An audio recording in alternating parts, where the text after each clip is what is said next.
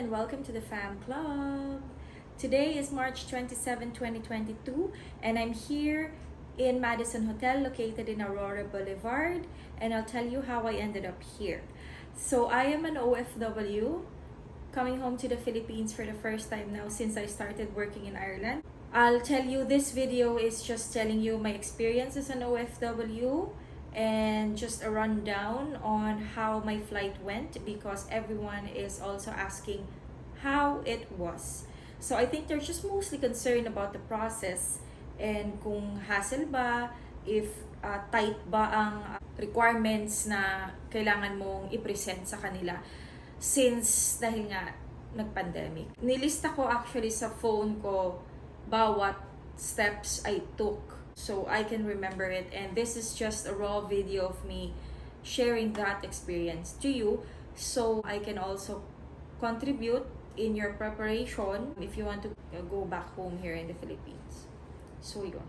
So just to share with you, I'm actually a resident already of Ireland, but then I still belong to the group as OFW because hindi pa naman ako citizen. So for those of you who are concerned about that, if stamp 4 po kayo or nabigyan na kayo ng PR, permanent resident sa Ireland, I don't know how it works with the other countries, but specifically for Ireland, kahit resident ka na ng Ireland, you will still be considered as an OFW kasi hindi ka pa naman citizen. So that's why eto OFW. So I'll tell you now paano ang journey ko from Dublin going here. So from Dublin, first you arrive to the airport. I went to Terminal 1, check in your baggage at the check-in counter. So sa check-in counter, they would ask you the acknowledgement form that you have from the airline. So itong acknowledgement form, I don't know if all airlines will ask you to fill that up, but with Qatar Airways, meron sila acknowledgement form na i-email lang naman sa you. You just have to fill it up. It's just you signing the form and agreeing to the terms and conditions ng airline. So acknowledgement form, check. You have your passport, give that to them. Swab test, dahil ang Philippines nagre-require ng swab test pa rin now. So you have to submit your RT-PCR test taken 48 hours maximum, maximum 48 hours pre-departure from the country of origin. What's your country of origin? It's your port of exit. So doon ang basehan ng bilangan ng swab test. I don't have to dig in on this, but then yun ang requirement. Or 24-hour antigen test. So yung antigen test, dapat ginawa din talaga yun sa laboratory. And then you also give them your COVID certificate. Doon pa lang sa check-in counter sa origin country mo, they will ask already for your One Health Pass. You just show them the screenshot of your One Health Pass. Alright.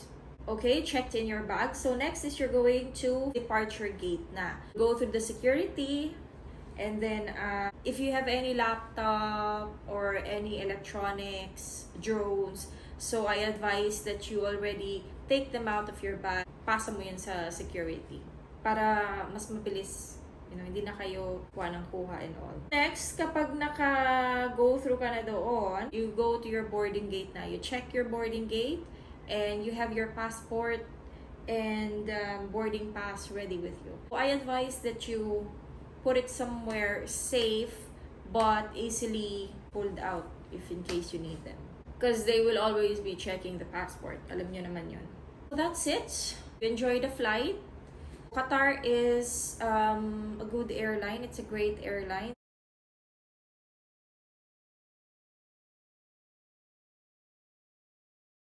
Right, nakarating ka na ng Qatar for your transit. So I only have 2 hours and 45 minutes for transferring. And medyo na-delay yung flight. So anyway, I just got there in time. So once you're in Qatar, daan ka na naman sa security, of course, and you check which boarding gate will you be boarding from. Pagdating ng boarding gate, you provide your passport and your boarding pass again, and then that's it. Now, nakarating ka na ng Pilipinas, right? Arriving Philippines here, you proceed to the screening, that's where the immigration is. So sa screening, you get your documents ready. So you have your One Health Pass, your swab results, your vaccination certificate, and your boarding pass. Now, the boarding pass is important because that's where they would stamp as verified. So, it's important that you keep it with you even if nakarating ka na ng Pilipinas. Don't throw them away. Don't misplace them. Just put it somewhere safe and easy lang din makuha because you need that. With me, sa One Health Pass ko, I actually had a COVID history. So for those of you na may history na ng COVID and you have your recovery certificate with you, your medical certificate, you'll be grand. Ano lang, you just have to present that to them. Verification checks lang and then pasa ka na sa immigration. Now, sa immigration, not much hassle na because she's just gonna check your passport anyway and then off you go to the ground floor. Now, pagbaba mo ng ground floor, that's where you will claim your baggage. But before that, may mga Coast Guard doon. Mag-check din ng boarding pass mo if meron ka nung verified na boarding pass. So that's why I told you it's important because you're going to show it to them anyway when you're coming down. After nun, I already went to the OWA na to ask about my concerns. I actually booked my own flight already because I did not know na meron pang service na may free flight silang provided going home sa iyong hometown. And I actually emailed them but there was no reply and yun, hindi ko na contact. Wala din akong nahanap sa Google regarding the updated kung ongoing pa ba yung ganun. So I booked myself for my own flight. It cost me around 3,000 din, but that's okay na lang din. I chose to avail the service of OWA anyway because it's great actually. So for those of you uncertain if meron pa ba talaga silang chartered flight for you, yes. Meron din silang hotel, yes. If you're fully vaccinated, you don't need to have the quarantine. But if you arrived in the Philippines after 2 p.m., you will be considered LSI. Ang LSI is locally stranded individual, which only means na hindi mo na naabutan ang flights for the day. Kasi ang flights ay hanggang 2 p.m. lang. So, with that, they will accommodate you to a hotel. Ihahatid kayo by bus all together. So, once you're there already in OWA, you just have to fill up the form. Yun nga, kung hindi mo naabutan yung flight, hotel kayo, and then kinabukasan, you will be collected by the bus and kayo sa airport and they will provide you flights already. So anyway, from the airport, bibigyan ka niya ng leaflet and they will instruct you where to go, which exit to take. So, go to gate 5, go to bay 11, and that's where the buses are. Isahan kayong i-collect nun, and they would really assist you on your belongings, on your baggage. So the travel time from the airport was 6 p.m. So nakarating kami dito ng around 7:45 in the evening. Traffic din. Alam niyo naman ang EDSA. We're here already. May briefing na nangyari. And you'll be asked to fill up forms again and they will assign your room.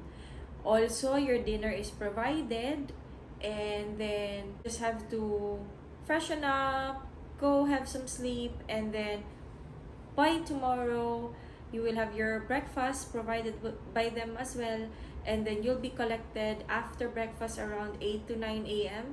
and punta na kayo ng airport. And yun lang, kung ano yung available na flights for today, pwede kang ipasok doon. So, they can't tell you what time your flight is. Depende talaga kung ano ang mga times ng flight for that day. But it's guaranteed that you will be coming home today. On that day, I mean. In here, you still follow, hindi kayo naka-quarantine. So, this is just an overnight stay, but you still follow the protocols of the hotel. So, you'll still be treated as quarantine It's not quarantine, but you have to follow the rules of the quarantine still. So that is, there's no food allowed outside, walang mga delivery, bawal. You can't even go outside because your door is actually locked. The ones outside can only open your door, so wala kang key card that you can just open your door. And if you have, if they have your meals provided, they will just knock on your door. They will leave the food outside. That's it. That is kung fully vaccinated ka. Also, there's no visitors allowed. In case you need anything, you have a house parent, yun yung nasa front desk, so you call them. Now, I just thought about showing you around the room na provided ng OWA. So that's your loo, that's your sink, and that is me, myself, and I. That's your shower room. There are 3 beds here, pero mag-isa lang ako. You have your TV. You have a nice view here up top. Dito ako sa 7th floor. And that's nice. And then, they will provide your food. And those are not free. But if you want them, you take them. And that's the prices there. We're good to go today. Antay na lang natin ang instruction nila. Ay, church pala yan. Thank you, Lord. So, hi everyone. Naka-check-in na ako dito sa airport. Nag-check out kami sa hotel at 8 in the morning. So, kukunin mo na ulit yung passport mo. Because upon arriving in, I forgot to tell you that you will submit your passport to them. And upon check-out, ibabalik din naman nila yon. Now, bus ride going to airport. And we're waiting for instructions for a while. So, at around 10 a.m., pina-fill up kami ng OWA form. Basically, it was just a consent. You just fill that up. Tatanungin nila kung Mindanao ba kayo, anong lugar. So, since going ako ng Zamboanga, so, pila ka doon. Madaming tao. As you can see, ang daming tao.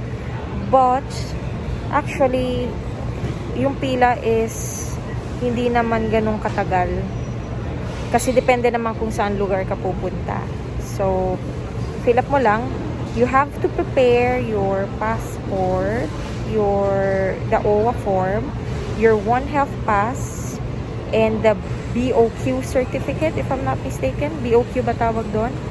So, log in ka lang sa site, and then, i-click mo yung certificate. Ilagay mo lang yung One Health Pass number mo.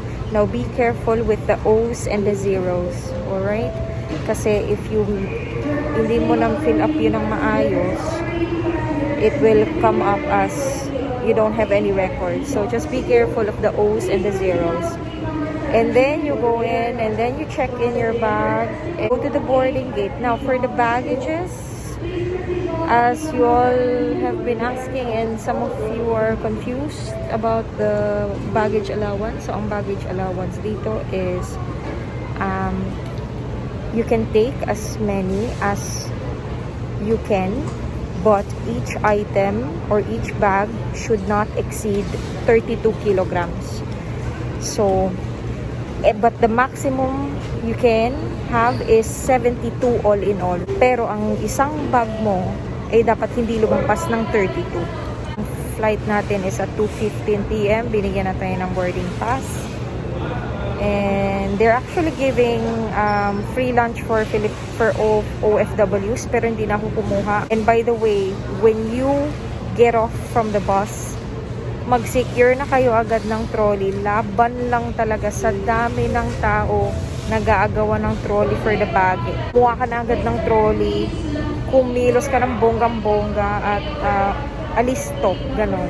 Have a nice day. So, later on, nasa Zamboanga na tayo. Thank you for this benefit na binibigay sa mga OFWs. OWA is very accommodating. They will provide your needs. They will answer your concerns. And they're very polite as well. So, please be polite to them as well. And, just thank them for their service too. And I really hope na you can come and visit as well. And sana ay smooth ang process nyo din. So, best of luck! Thank you for watching.